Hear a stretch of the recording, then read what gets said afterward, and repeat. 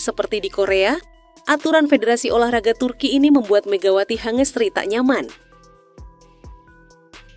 Belum juga debut di Liga Voli Turki, Megawati Hangestri sudah harus beradaptasi dengan aturan yang jauh berbeda dari Korea. Ternyata, ada satu aturan besar yang bisa bikin Megatron tak nyaman di awal-awal karirnya bareng Manisa BBSK. Aturan apa itu? Yuk kita bahas. Profil dan transfer. Megawati Hangestri Pertiwi, nama yang sudah jadi ikon bagi voli putri Indonesia.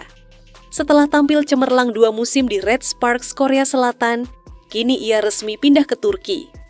Tepatnya ke Manisa BBSK, klub peserta Kadinlar 1 Ligi, yaitu kasta kedua Liga Voli Turki. Transfer ini bikin geger netizen Indonesia, tapi ada satu hal penting yang perlu kalian tahu. Turki bukan Korea. Dari segi budaya, politik, sampai ke aturan olahraga, beda jauh. Aturan hijab di Korea. Waktu main di Korea, Megawati cukup menarik perhatian karena penampilannya. Ia tampil percaya diri dengan hijab, sesuatu yang langka di Liga Korea.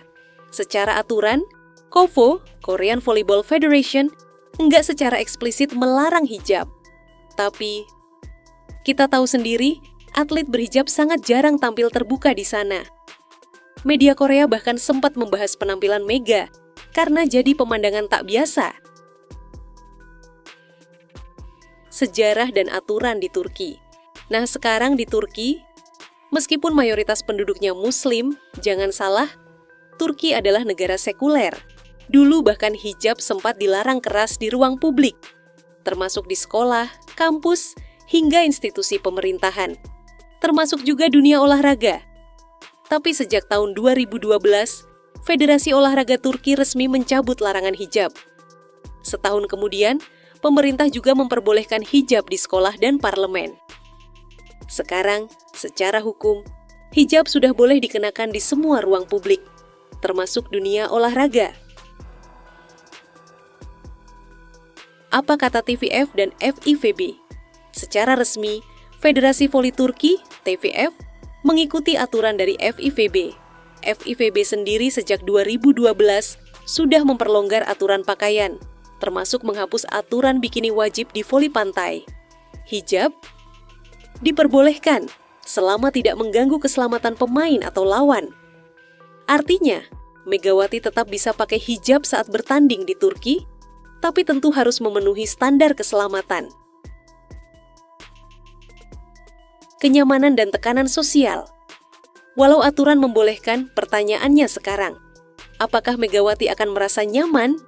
Kita tahu, hijab bukan cuma soal aturan, tapi juga soal tekanan sosial, sorotan media, bahkan sikap dari lawan dan rekan setim.